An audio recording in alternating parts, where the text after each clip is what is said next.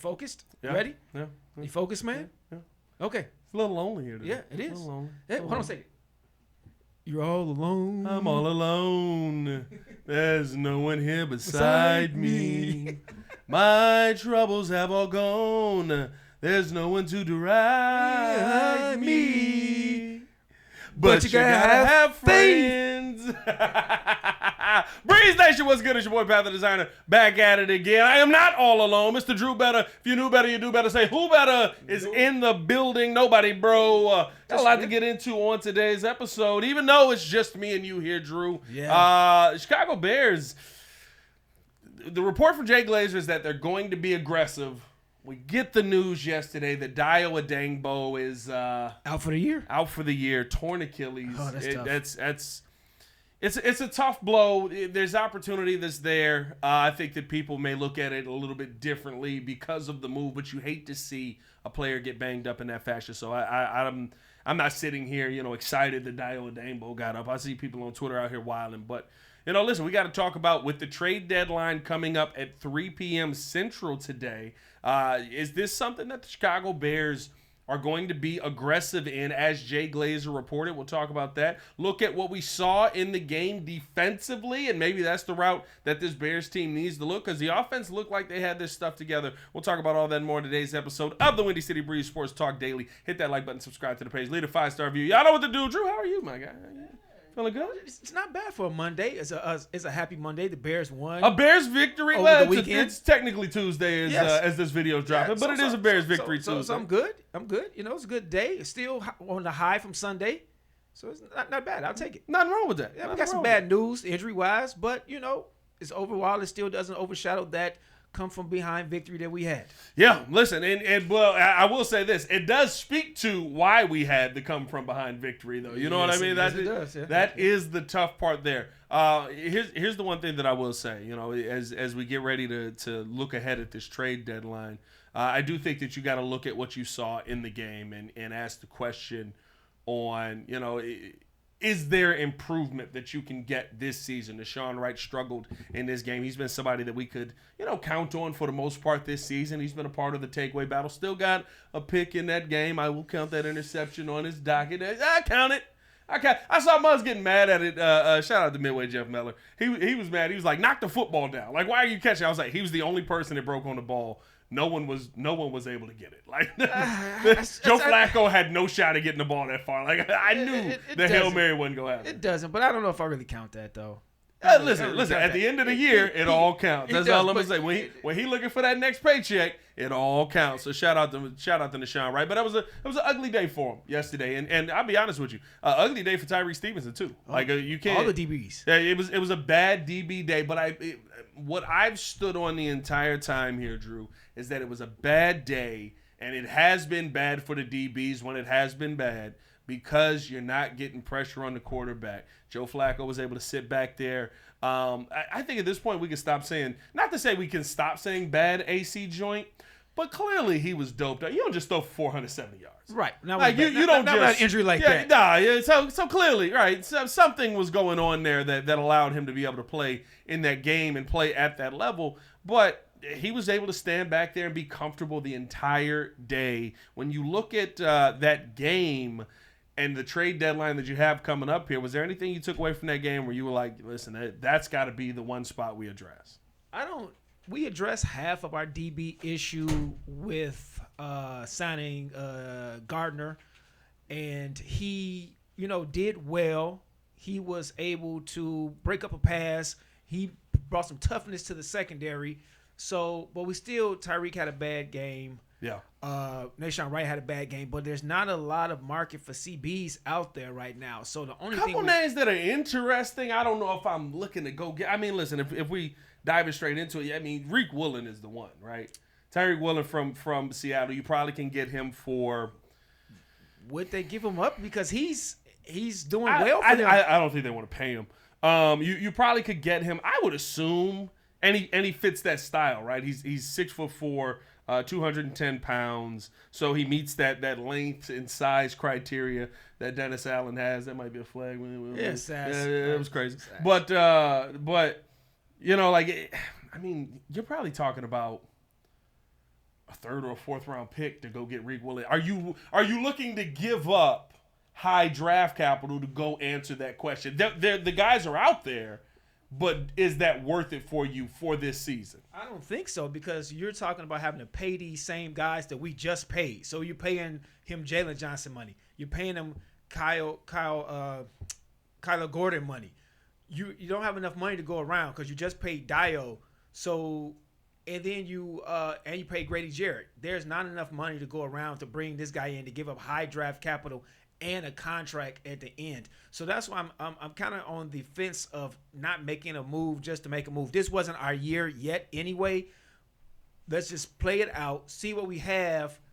Unless there's a great deal that comes across the table, I don't want to just throw, as they say, throwing bad money after bad money. I want to throw some good money out there to something that's going to take us over the top, not just a stopgap. Yeah, I think you got to have that. That's a real conversation to me. Like for the Bears to go out here and address something at the break, the conversation to me can't be a piece just for this season. Not if you're giving up draft capital, because I think you're in a new regime, right? You're in a new. You've got new coaches that are going to want their guy, that are going to want their player, that you're going to have to go out there and add via the draft. Like, that's the only way that you're going to get that piece that you're looking for. And so for me, like, I think it's tough to say, yeah, just go give up a third-round pick for Reek Williams. Like, I would love to have him in here. And to be honest with you, probably wouldn't cost that much right now, because the last couple of years have really been down years for him. He's been utilized a little bit less. But not to say down years, I guess, but like they haven't been what his rookie season was. Rookie season, he had 6 interceptions. I think he had 5. He's had 5 interceptions since then. You haven't seen him be that same level of player. He had 3 fumble recoveries that year. Like it's different. But the opportunities are also different. He's also no longer in a Pete Carroll defense. So could coming back to a Dennis Allen defense create that opportunity? He's also 26, so he fits the youth timeline. But again, my biggest thing is this a piece for the future? Is Tyreek the best DB in football? No. Tyreek's fine as a number 2, though. I am expecting Jalen Johnson is going to come back and be able to play for you. I'm expecting that Kyler Gordon is going to be able to come back and be able to play for you. So I'm expecting this DB unit to get better. The part I continue to look at, Drew, is your defensive line is who it is.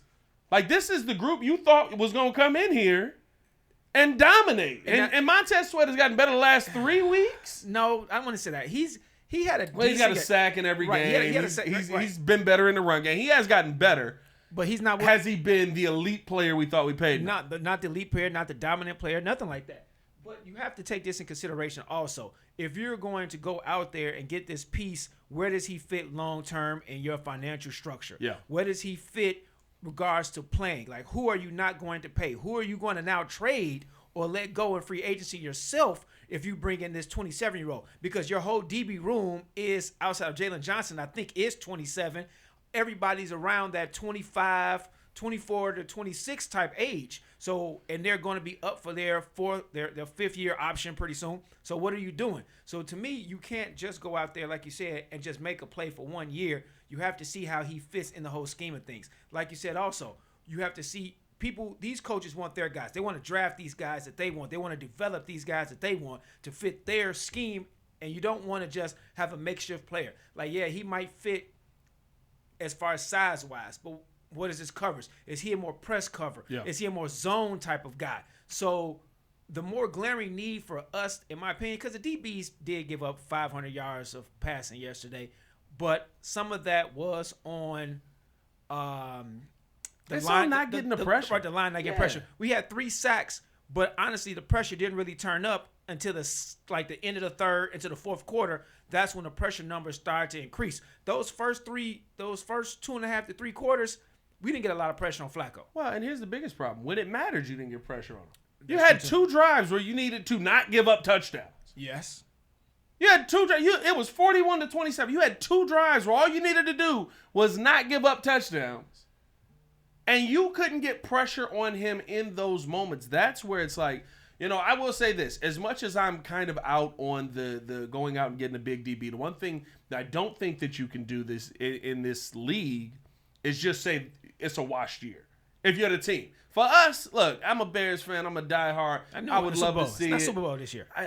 We're probably not going to the Super Bowl. We get to the first round. But But Ben Johnson can't think like that. Right now, you're 5-3. You're tied with Detroit in the division right now. You just came for Detroit. You're now I hate that stupid freaking tie. The Packers are 5-2-1, still atop the division. I hope we beat them both times just to make that tie null and void. But the Packers are 5-2-1. They still sit atop the division. You're right there in the mix. Your mindset has to be improve the team. Now, don't be stupid, but improve the team to where maybe you can make a trade this year and improve the team long term. If you're doing that on the defensive line, number one, you got to do something. Like you now have no depth at your defensive line. You have to do something. You don't, but you also don't want to mortgage your future going forward for somebody that's not going to be impactful long term. I'm tired. Depends on what the mortgage is. No, I don't. But I don't want any. I'm tired of just getting these okay players like Montez Sweat, okay player, not great. You looking at Garrett. He's a okay. Myles Garrett? No, not Myles Garrett. Oh, no, Garrett who? Grady Jarrett. Grady Jarrett. You didn't put the letters together. It's like Grady Jarrett. He also was an okay player, but he's a little bit out of his prime.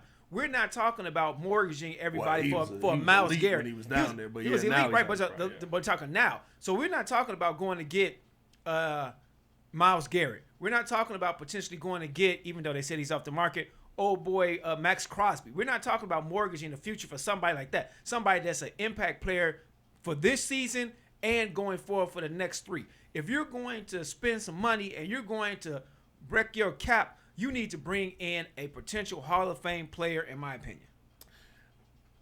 With how we know football is, let me ask you this.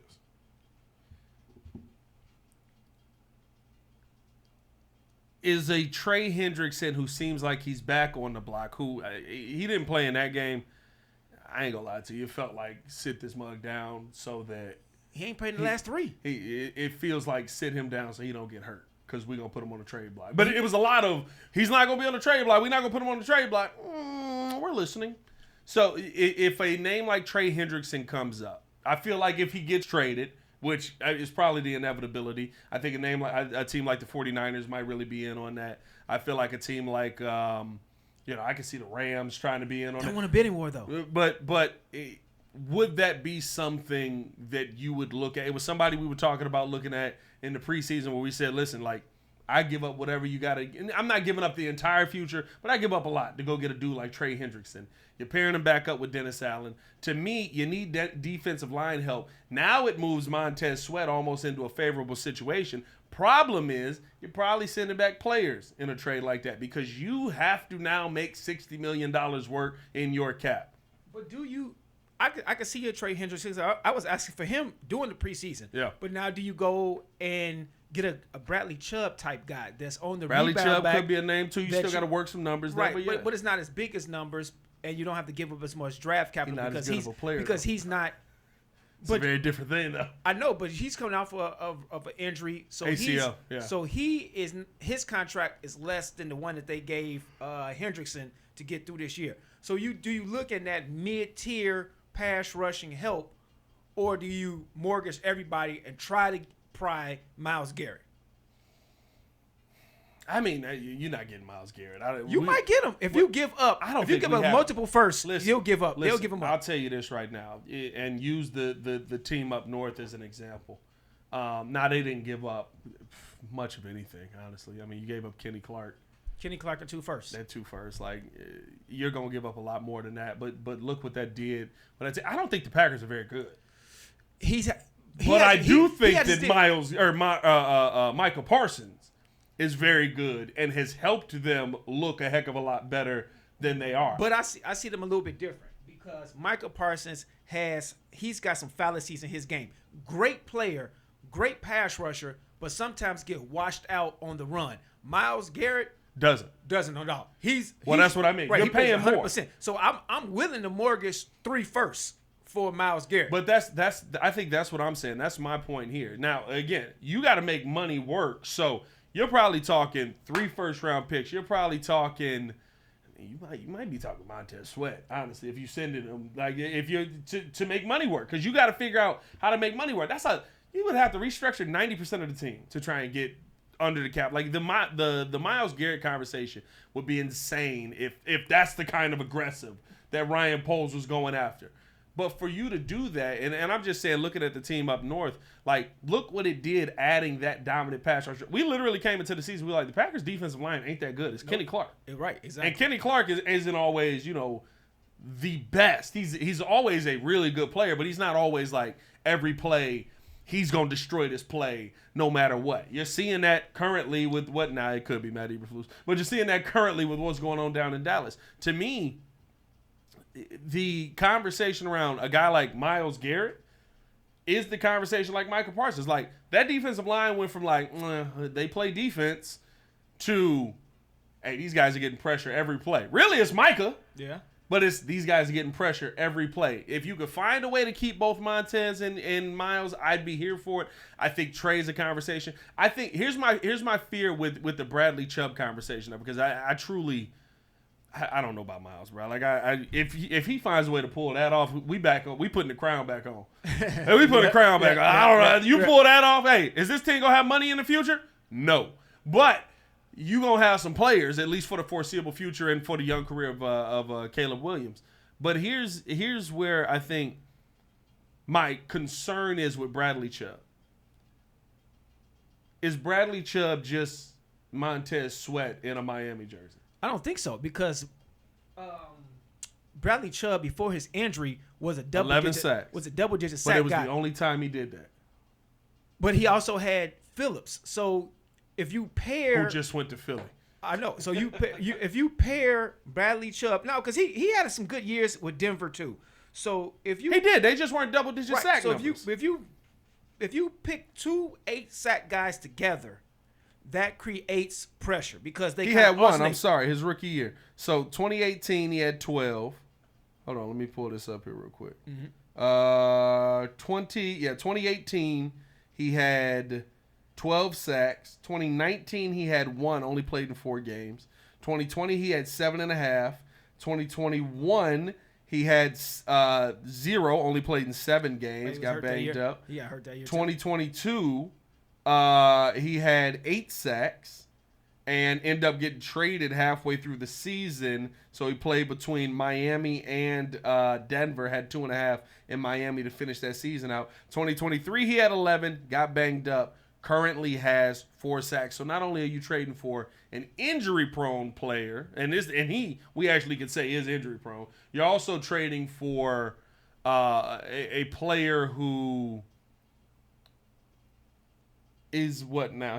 He's 29 this year, so he'll be going to turn 30 and hasn't been consistent with the double-digit sacks. Can I interest you in a 4th round for him though?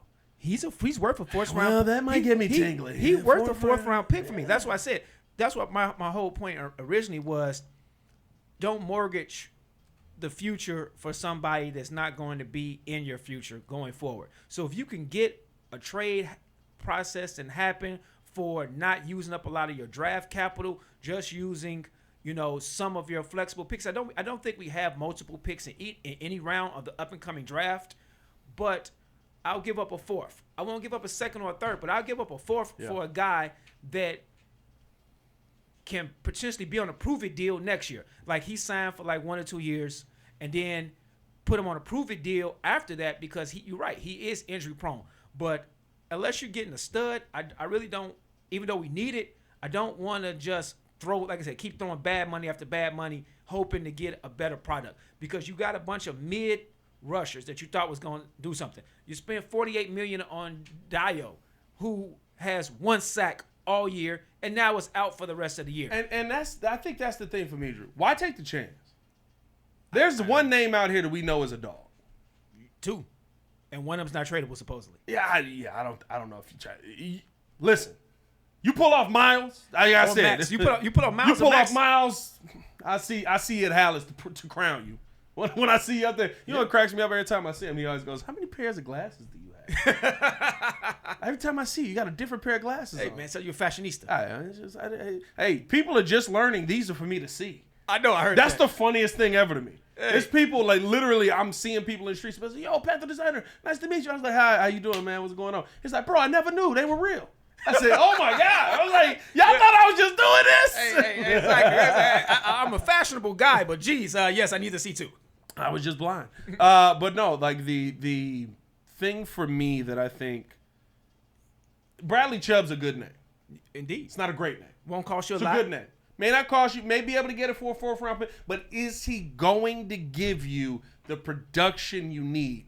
I can say in some seasons he has. I can say in some seasons he's underperformed, which is why Denver was kind of like, we're okay moving on from him at the point we got him. We're not going to pay him. Trey Hendrickson's going to give you what you want. I think both I'm gonna give you what you want. I think both going to give you what you want because both are going to create a lot more pressure than what we gotten out of our $48 million man. They're going to give you consistent pressure. They're going to give you at least 4 sacks. Look at Bradley Chubb is Montez. No, I think he's a little bit more because he was doing that with basically a team that gave up after week 2. Miami's defense has been, decent at best. Yeah. But you look at their team in total, they supposedly the locker room is lost, the defense is lost. Yeah. You look at Tyreek talking about, I don't want to be signed here over the offseason on his exit interview last year. So you look at all of these things that maybe contributed to him not being able to double-digit sack guy right. Yeah, but he gets a fresh start. He's with a up-and-coming young team where he like, I want to get my next contract. I'm going to prove it. I think that he could still get to the double-digit sacks. I believe that he's not going to be of the echelon of the top pass rushers, but I think he can still do something. And I'm worried about the mileage on Trey. Like, if I can get him cheap, oh, yes. But I think Cincinnati is going to ask for a lot. I think they're going to ask for a 2nd or 3rd round for him. If I'm not mistaken, it's the same mileage, ain't it? I think Trey and Bradley in the same draft. I thought Trey Hendrickson. Trey came out a little bit after him, but I could be mistaken. Trey Hendrickson was drafted 1 draft before. Whoa. Oh, well. So it's dang near the same. No, the NFL season is very different. But it's dang near the same mileage. And now, the one thing I will say as well, and maybe we're getting to the point where Trey's getting there, I think this has more to do with the fact that they probably want to trade. I'm not saying that he wasn't banged up, but I think him playing has more to do with the fact that they're probably like, we're not doing this again next year. Let's move on from him. Let's find a way to get out of here. If the Bears were to bring him in, you'd have to give him a contract extension. Doing that now would allow you to go into the offseason where, I told y'all, you're going to move on. One second. Question for you. Can we cut? Next offseason. We can cut a lot of people. So 27 we can cut Montez? Or 26? 26 there is an out in Montez's contract. So and Cole Kmet and like it is set up for you to make a move where you could fit it, make it work essentially for you, and that's a part of the process as well. But here's my thing, bro. Like, is Bradley Chubb great? No, he's good. He's really good. He's not great. No. Is Trey Hendrickson great? He's on the cusp of that greatness. He got 35 sacks in 2 seasons, bro. I know, but I'm talking about long. I'm being a little. Honestly, I'm being a little nitpicky there because I'm like, okay, he's been in the league for 7 years. He had double-digit sacks this last 2. He's been in the league, 7. No, yes, 7 years. Yeah, so like he said, been in 2. But what did you do the first 5? Was you 8, 9, and then 17, 17? By the time he figured it out, so it went 2. He played 12 games. He got hurt, I believe, his 2nd year. He played in 13 games and was 4.5. And then his last year in New Orleans, he figured it out, and that's when they ended up moving on from him because the same thing. They didn't want to pay him. Right. 13.5, 14, 8, 17.5, 17.5. He had 4 this season in 7 games, which is on par with Bradley Chubb, actually. But he has nothing else next to him.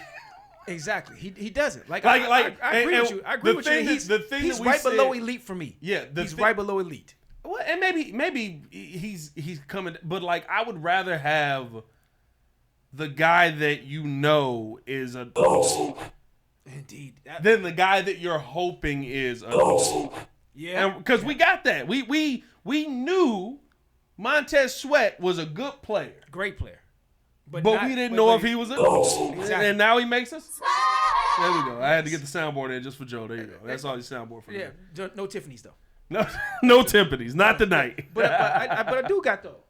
If we could keep Montez, I don't think you'd have to get rid of Montez to get Trey or Bradley. Honestly, I don't know. The only one you'd probably have to get rid of Montez for is Myles, because you gotta make so much money. You gotta worry about the money the money aspect of it too. And like you said, they might want a player back, but do we give up like one of our young linebackers? Let's say Ryan Hippolyte. Do we give Ruben Hippolyte? Ruben. Yeah, I said Ryan. Yeah, Ruben. It's okay. Do you he ain't made enough of an impact for you to know his name. I know, but do you give if they want a player back? Do you give him one of our rookies that we haven't seen in the hopes that he doesn't develop, or do you just like, hey, we got this 4th round for you, take it or leave it?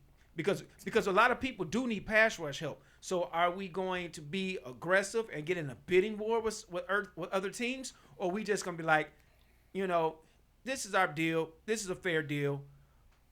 This is where we want to be. I would say because of the position that the Bears are in, it would be we're going to go with what our deal is, and it's not going to be bidding war. Because the reality of this, Trey is a name that to me I would be okay with because you were in this already. Yes. You've been in Dennis Allen's system. You know what he expects of you. Playbook is a while ago, but like Trey's one of the smartest football players in the league. Yeah. Like he'd be able to figure out you could put Trey on. But like you did C.J. Gardner-Johnson, who was in the system, right? C.J. showed up Wednesday. Impact second play. Was dominant. You know what I mean? Like, hey as bad as the defense played, he played really good. Right. He's the only one that shined on the defensive end besides Booker. It was Booker and it was C.J. Yeah. They were the only two names on Tremaine, but on the DBs. Tremaine played well. But on the your linebackers you kind of set with. Yeah. The DBs, the only one that played well in the defensive backfield was C.J. 100%. And he was like, he said, he came off the street. Yeah. I think he had one practice maybe. He was there. He showed up Wednesday, so he would have practiced Thursday and Friday, which Wednesday's a walkthrough day. So it's, well, that's the day you would have learned everything. But again, knowing the system, right? Very similar to Trey. So I wouldn't be concerned about bringing him over here and him fitting in. And I think this is the thing. I don't question Trey as a long-term option.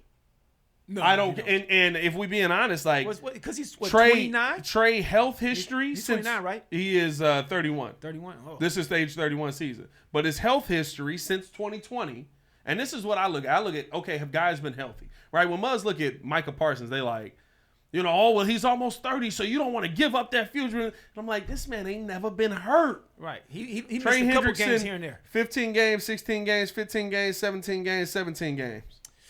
He's played 7 this season. Maybe this is the year where you say he's been a little hurt. I say he tweaked something that first game, and they were like, you sit your tail down. Right, because we could trade you. We're going to try to ship you up out of it. Because here's the thing, and I think you bring up a good point with the bidding war conversation. There was no bidding war for Trey.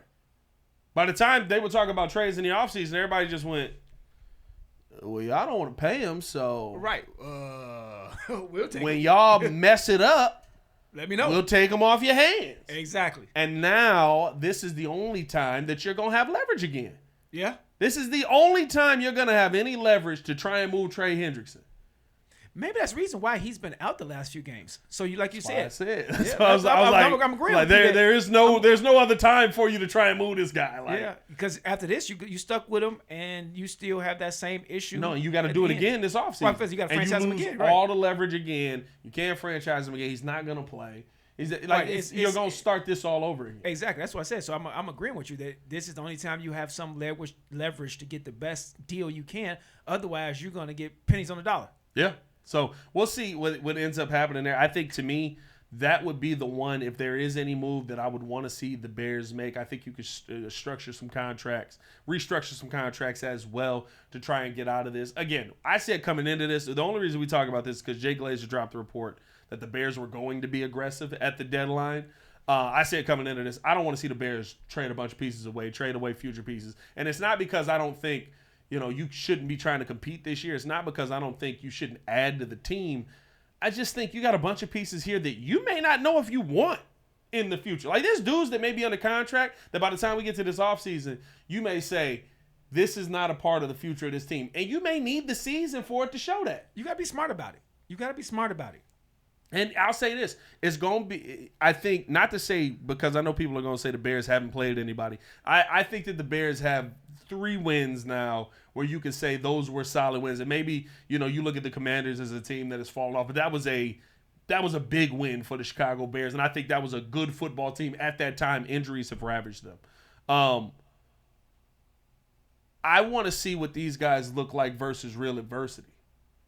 You're not going to know that until you get into the second half of this season where you got Philly, where you got, second half. We're kind of at the halfway point right now, so we enter in the second half. But coming up, right, you got Philly. You got the Packers twice. You got the Vikings again, who looked pretty good with JJ. JJ looked pretty good after sitting out for a while. We'll see if Myles get back to him and he turns back into the old pumpkin. I think he was just in Michigan. So you got the Lions again. You got Flores' defense is trouble, so you're right. 100%. Like, I want to see what you look like versus the real adversity. Because I think after one season of that, Ben Johnson will go, player X. When things got tough, he stopped blocking for the running back. And so that's why this game didn't work out. Or, player Y, we saw him give up on a tackle because this didn't work out how we thought it was going to. So he was done playing. Like, I want to see what that looks like before you just start shipping pieces off. Agreed. I'm 100% with you. They showing Bears highlights versus the Cowboys Cincinnati. Defense right now. Yeah. No, not versus Cincinnati. Versus Cincinnati. the Cowboys defense week 2. They're showing Caleb Williams killing. That's good. But like I said, just to further along your point though, that we want to be smart with the trades. Like I said, you just don't want to give up pieces. You want to kind of see and develop what you have, and if it's not what you have, you can let it go for something that's potentially more solid. Like we want Trey Hendrickson. Yeah. Because I was asking for him during the summer months. Yeah, I said if you can get him, go get him. Like exactly, and we should have, but Cincinnati was like, okay, we're gonna stick with him. Joe Burrow got hurt for them. Their backup was trash. Flacco has injected some life into Cincinnati, where they were kind of sort of still relevant. That they lost 2 in a row now, so now they're back to Trey holding out possibly for trade, or doing something like that. So I agree that got to be smart, and if there's a deal to be made with Poles being aggressive, I'm all for it. Listen, we actually have a trade that just went down here. The Ravens are acquiring edge Draymond Jones from the Titans in exchange for a 2026 conditional pick. Draymond Jones right now has 4.5 sacks on the season. For a conditional is 6th or 7th round. Conditional 6th. That's 6th or 7th round. Is that all this says? Hold on. Let me read this verbatim. Baltimore is acquiring veteran pass rusher Draymond Jones, who is 28 years old, for a conditional 2026. Okay, so it said it wrong at the top. No, Pat can't read. That's all. It's still conditional. For a conditional 5th, per Ian Rappaport, the pick could potentially become a 4th rounder. Jones, who played for the Denver Broncos, Seattle, and the Titans in his career, has 4.5 sacks through 9 starts, with all of them coming over the past 4 games. So, I'll say this. As we're looking at this right now, the Bradley Chubb price just went down. In my mind. In my mind, too. In my mind, the Bradley Chubb price just went down. Now, here's the thing. I'm calling first for Trey. You got to call. I'm calling first for Trey. You got to call for Trey. You know what? I'm making it even better for you. I'm calling Cleveland first. I'm calling Las Vegas second. Like I'm saying, are you sure that they are not available? Hey, what Poles did? What Poles did on that one? He was like, yeah. What would a trade for that look like? Exactly. And they say no, move on then. Yeah. Our souls. Okay. Yeah. No, we're not gonna be able to make that happen. Yeah, but thank you for answering. Thanks for the call, though, man. I'll call you back with a possibility on that. Our souls. You said our souls. Exactly. Oh, all of our souls. Okay. All right. Okay. Cool. And the bean. All right. Now we're not gonna maybe. I'll call you back. I'll let you know. All right, let's call Cincinnati. Exactly. but like I said, you got to make that call though. Yeah. Sure, I'm fine with you making the call. And listen, that's one issue we have had with Poles. The question has been, is he making the call? Exactly. But you got to make the call. That means, like you're right. They didn't make the call to bring in certain draft picks, certain coaches. This time you have to make Ben Johnson and his elevation of the Bears in totality. To me, that means you can no longer not make the call. Yeah. You have to make every call just to see. I ain't saying you got to make the deal, but you got to call and inquire like, hey, what you looking for? Yeah. Is it feasible? Yeah. Does it work for both sides? But you got to make the call like you said. And I'd be surprised if Myles Garrett gets moved at this trade deadline. Bro, I'll lose my freaking mind. I'm gonna love it, bro. I'll lose my freaking mind. I don't even know if it if he gets moved to the Bears. I just want good football. I want to see him in the postseason. No, cause see, I don't want him to go to the wrong spot. The only place I don't want to hear the Detroit Lions have traded 4 first-round picks for Myles Garrett. What do they need picks for? And they haven't done great with picks in the last few drafts. No, not since I think like 2023. Gibbs was a great one. 2023. That was Gibbs. That was Gibbs, yeah. Yeah, Gibbs Williams and Gibbs. I was like 23. But I mean, how long is Gibbs gonna last? Running backs. Oh, here we go with that. Thank God Kyle Monangai popped out, by the way, because I was not trying to entertain Breece Hall trade talk. I was really not trying to entertain. I'm so glad that Kyle Monangai balled out the other day because now we can have real conversation. Hit that like button, subscribe to the page, leave a 5-star review. Y'all know what to do. Let's have this conversation before we get up out of here, man. Appreciate y'all for tuning in and showing love as always.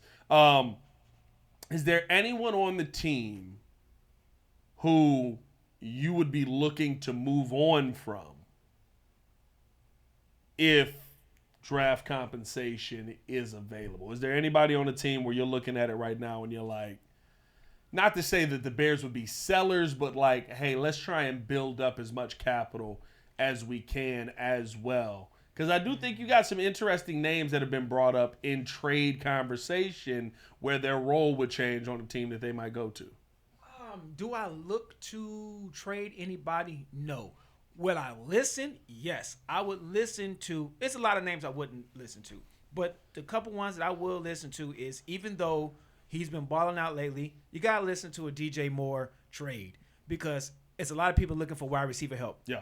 There's a lot of people. Yeah. Steelers are looking for wide receiver help. You have. You just want to see your team get you a got trade. Buffalo. You keep rooting for them. No, you got Buffalo. No, I'm just saying. No. This one is just in regular totality.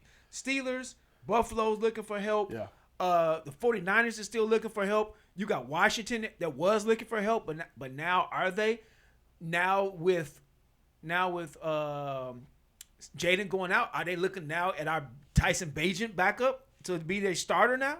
So DJ, I would think about. Bagent's an interesting one. I didn't think about it. I'm not gonna lie to you. I'm kind of locked in on keeping Bagent.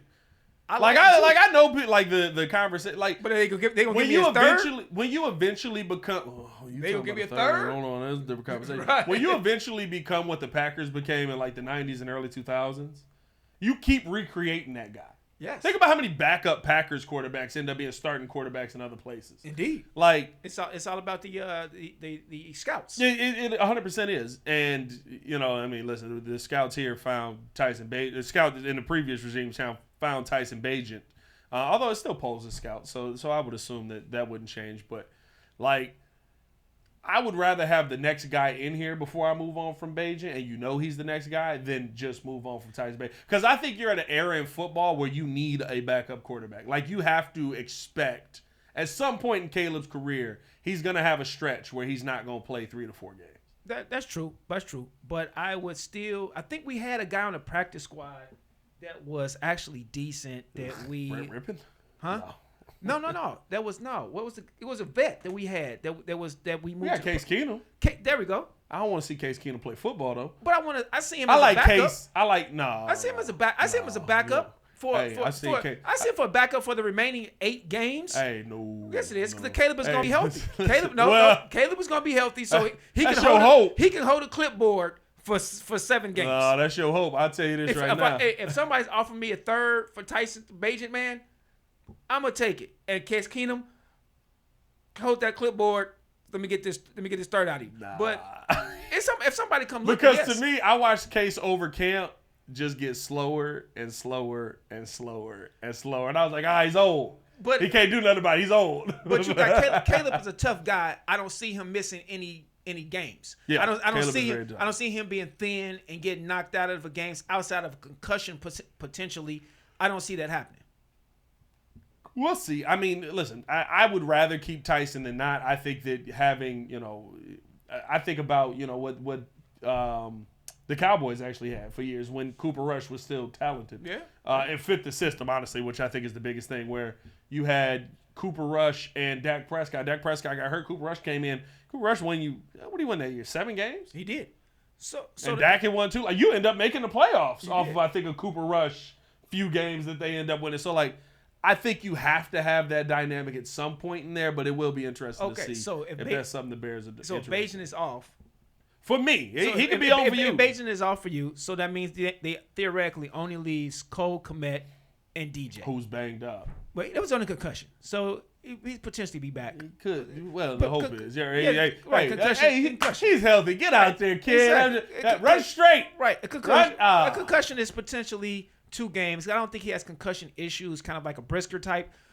So I think you gotta have him healthy though by tomorrow for him to go play. He'll be healthy. Traded. He'll because he didn't get too dinged up. It didn't look like it was a forearm to the bridge of his head. He left the game and didn't come back. Hey, bro, I'm trying to get some draft capital. I'm trying to sell it. Right, I'm trying to sell it. Stop shooting it down before you hear the pitch. Anyway, here we go. Yeah, exactly. So other than those two, if Bajan is out, who do you think that potentially we can move on from, because we already have somebody in the building to replicate their production? I think DJ is the obvious answer that you can look at. I'll be honest with you, and this is a tough one because it feels like it's been a little bit of a safety blanket. And I would like to see this guy. I really like this dude. He's also hilarious in the locker room. Are you re-signing OZ? No. He's only here on a 1-year deal. No. I like OZ, and OZ balled out in the last I didn't game. even think about that part. No. If you're not going to re-sign OZ, no. Is that a name that you look to move on from and try and get draft compensation? He's had a solid season. I'm not going to sit here definitely had a solid season. and say, like, you're not going to get, great compensation. And I'll be honest with you, I'd rather keep him on the team. But 31 receptions this year. He got his first touchdown, 243 yards. I think last season he had 506 yards. So he's still on pace. He's on pace for that good slot guy. Do that again. Good slot guy. Maybe gets more targets. His catch percentage right now, 67%, which is close to what he was last season at about 70%. He's got some sure hands, bro. I'm gonna tell you this right now. I don't see him. I don't see him drop a lot of balls. No, run flag. Call it what you want. want. I'm gonna let that slide. Yeah, I don't see. I see him having pretty good sure hands. Yeah, definitely targeted 46 times, caught 31 of those passes, and is on pace to get targeted a heck of a lot more than he got targeted last season. At the halfway point, he had 64 total targets. He's on pace right now to have his career high in targets at 92 now. He definitely was on his prove it deal, and he's proven him to be a sure-handed slot receiver. Yeah. So if someone to come a knocking, except for that one play in Detroit where it was raining though, but we're gonna ignore that one play because it was was one. that Detroit? No, that was Washington. It was one time. Yeah, it was one time. It did because that was the one where he could have been. He could have been gone. Right. That was going to be straight to the house. That was a house call. They might have caught him. He got good speed, but it ain't. But he phenomenal speed. No, but he was out front of everybody. He had the scene. He would have been like Byard. Remember Byard got that pick and it was like, go. Oh, he's running out of steam. Right. Yeah. I think OZ could, like, it's those kind of guys, right? If there's guys on this team that you don't think are a part of your future, and again, OZ's is not talent. I think OZ is immensely talented. But you got Luther. You got Luther. You got Big Luther. And the question is, are you gonna go OZ Luther or are you gonna go DJ Luther? You can go roll either. DJ Luther and have a bunch of dudes that are interchangeable, or you could go OZ Luther Rome. But I like my Swiss Army knife though, because Luther, he's a slot. Luther, OZ, and let me see, Luther, OZ, and DJ. Nobody can do what DJ can do. So you got the Swiss Army knife. Well, Luther maybe. So, but I don't think Luther can do the halfback pass that he had before. So I think he's run that this year. Not up the gut, but like I think he's running to the outside. But be able to pass it to Caleb on the end. Oh, to be able to throw the football. Right. Yeah, maybe right. probably. So not, that's what I probably say. not. So I don't think Luther and OZ can do all the stuff that Rome can. I mean, not Rome, but DJ can. Yeah. So I'm like, I think I would keep DJ over if Alamazay was, Alamazay's the kid. Yeah. No, listen. I mean, I think the best case scenario for me is that you've got this working right now offensively. I love how DJ's blocking. I love even yesterday. Rome was not involved in the pass. He was not involved in the pass catching game at all. But he was very much a part of the game plan. He blocked for your boy Manungai. His butt off yesterday. He blocked for Manungai. There is still that part of it where it's like, yes, that guy might not be the pass catcher, but is he a part of this offense in a way that somebody else can't make up for? That's the thing that I often question with it, and I'm very excited to see, kind of how that continues to play out. But we'll see what this Bears team ends up doing at the deadline. Let me know how you guys are feeling in the comments below. What are the moves that you want to make? What are the moves you want to see this Bears team make? We will be live probably a little bit after for trade deadline, depending on what the Bears do. The Bears go out and make a big move. Y'all know we're going live. We're doing it live. Let's do it live. Appreciate y'all for tuning in and showing love as always. It's your boy Pat the Designer back at it again. And Mr. Drew Better, if you knew better, you do better. Say who better? Nobody, bro. Y'all stay safe out there, Chicago. Bear down. One love. Peace. That's right. That's right. Nothing. Good show, That was a good show. I like show, that. my guy. That was a solid show there. How about a little outro right there? A little outro.